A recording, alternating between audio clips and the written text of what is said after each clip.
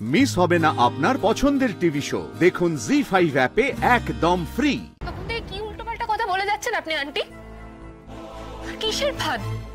কে ফাঁদ পেতেছে? তোরা কেউ একবার ভেবে দেখেছিস অনির্বাণদার মায়ের মনের অবস্থা কি এখন? কেউ একবার ভেবে দেখেছিস নিজের ছেলে তার বউকে নিয়ে একটা সন্ধ্যের জন্য কোথাও একটা বেরিয়েছিল, তারপর কি হলো? বউ তাকে নিয়ে কোথায় না কোথায় হানিমুন করতে চলে গেল। মা, ঠিক এই জিনিসটাই যদি তোমার ছেলে আর তার বউ মিলে করতো, ঠিক একই কাণ্ড ঘটাতো, তখন আর যদি অনির্বাণদার জায়গায় দাদা ভাই থাকতো তখন একদম চুপ কর! একদম চুপ কর! একটা কথা বলবি না! আরে একটা কথা বলবি না!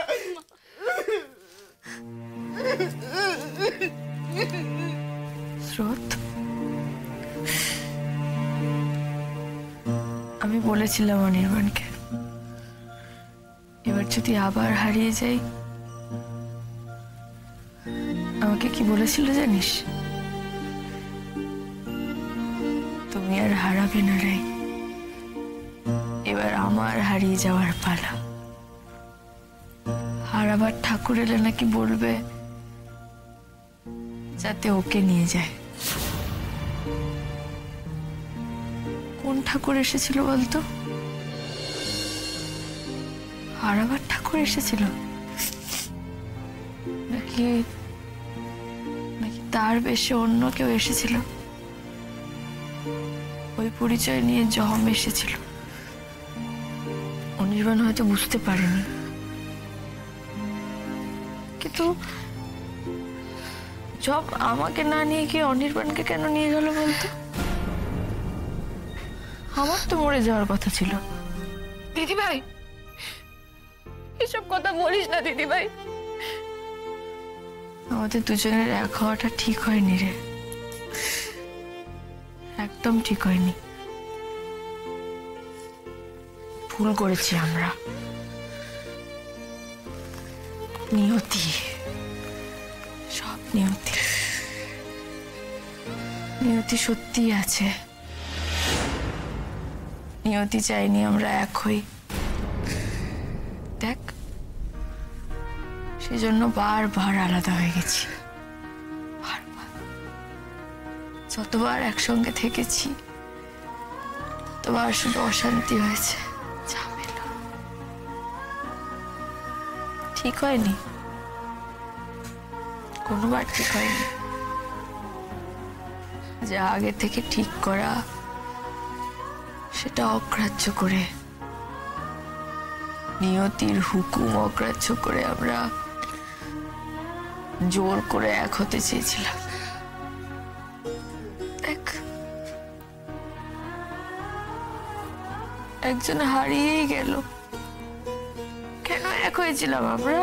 না না না না, আমাদের এক হওয়াটা ঠিক হয়নি, একেবারে ঠিক হয়নি, ঠিক হয়নি। আমি কেন এসেছিলাম? আমি তো চলেই যাচ্ছিলাম পাহাড়ে, ভালোই হতো, চলে যেতাম, ওখানে নতুন করে সবকিছু শুরু হতো। কেন ফিরে এলাম বলতো? আমি কেন ফিরে এলাম?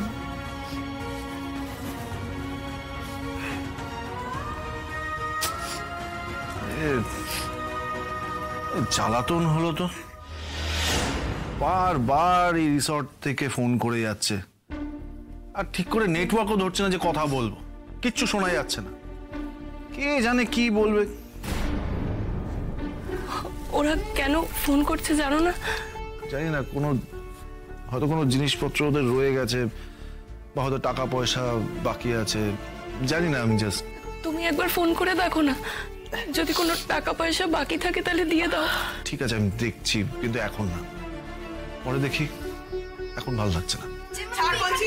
সরবি, ছাড় আমাকে! আমি বলছি তো ছাড়! ছেড়ে দে আমাকে! বাহ! বাহ, বাহ, বাহ, বাহ! ছাড় বলছি! নরক গুলজার করে বসে আছো দেখছি। হ্যাঁ, আমার ছেলেটাকে খেয়ে এই ঘরে পিকনিক করা হচ্ছে। পিকনিক! প্লিজ, তুমি কেন এসব কথা বলছো? আমি তোমাকে এতক্ষণ ধরে কি বোঝালাম? হ্যাঁ, তুমি আমার কোনো কথা শুনবে না? হ্যাঁ জেম্মা, জেম্মা চুপ! একদম চুপ! কোনো কথা বলবি না। তোরা সবাই মিলে আমার ছেলেটাকে খেয়েছিস, সবাই মিলে। জেম্মা প্লিজ।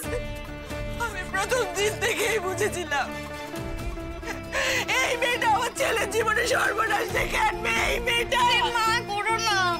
সবাইকে বলেছিলাম, বারবার বলেছিলাম, আমার ছেলেকেও বলেছিলাম জড়াস না অনি, জড়াস না, এই মেয়েটার সাথে জড়াস না। সবাইকে বলেছিলাম, কেউ শোনেনি আমার কথা, কেউ মানেনি আমার কথা। সবাই মিলে খেয়ে নিল আমার ছেলেটাকে, সবাই মিলে খেয়ে নিল। এই মেয়ে শান্তি পেয়েছো তো? হ্যাঁ, এবার আমার ছেলেটাকে খেয়ে শান্তি পেয়েছো তো? এই মেয়েটার জন্য, এই মেয়েটার জন্য কি না হয়েছে আমার ছেলের সাথে, কি না হয়েছে। বিয়ের প্রথম দিন থেকে আমার ছেলেটা একটু শান্তি পায়নি। শুরু হয়েছে সেই বিয়ের প্রথম রাত থেকে শুরু হয়েছে। একটা দিনের জন্য আমার ছেলেটাকে শান্তি দেয়নি এই মেয়েটা। এই মেয়েটার দেওয়া অশান্তিতে ভুগতে ভুগতে আমার ছেলেটা চলে গেল, চলে গেল। আমার ছেলেটা চলে গেল রে, আমার ছেলেটা আমাদের ছেড়ে চলে গেল। এই মেয়ে, এই মেয়ে, কাকে খাবে এবার তুমি? কাকে কাকে খাবে এবার? ছাড়, কাকে? হ্যাঁ, ওই যে ছেলেটার সঙ্গে বিয়ে হওয়ার কথা ছিল তাকেই তো নিজের বোনের ঘাড়ে ঝুলিয়ে দিয়েছিলে। এই ছেলেটা তো বেঁচে গেল, বেঁচে গেল ছেলেটা। আমার ছেলেটা, আমার ছেলেটা বাঁধে পড়ে গেল, শেষ হয়ে গেল আমার ছেলেটা এই মেয়েটার জন্য।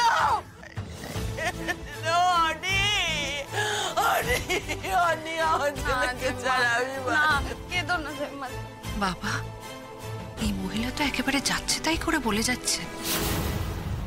তোর অবস্থা দেখে আমার সত্যি নাচতে ইচ্ছে করছে দিদিভাই। অনির্বাণদার মরে যাওয়াটা তোকে একেবারে ধুলোয় লুটিয়ে দিয়েছে, শেষ হয়ে গেছিস তুই। এবার মনে হচ্ছে এই বাড়ির আস্তানাটাও তুই হারাবে। কি উল্টোপাল্টা কথা বলে যাচ্ছেন আপনি আন্টি? কিসের ফাঁদ? কে ফাঁদ পেতেছে? আন্টি, আন্টি আজ অনির্বাণদা নেই, তাই আমি তার সম্পর্কে কোনো খারাপ কথা বলতে চাই না। তবে আমি ভালো কিছু বলে উঠতে পারছি না। ভুলে যাবেন না, বিয়ের পর থেকে কিন্তু অনির্বাণদা দিদিভাইকে এমন কিছু ভালো রাখেনি বা আনন্দে রাখেনি। আর আমার দিদিভাই তো চলেই গেছিল, হারিয়ে দিয়েছিল নিজেকে। অনির্বাণদা তো নিজে গিয়ে দিদিভাইকে ফিরিয়ে এনেছে। তাহলে এর মধ্যে আমার দিদিভাইয়ের কি দোষ? স্রোত, তুমি চুপ করো। একটা মায়ের শোক তুমি বুঝবে না, এখন কিছু বলো না। স্রোত, চুপ করো। ওনাকে, ওনার যা বলার উনি বলুক, আমরা শুনে নেবো সব।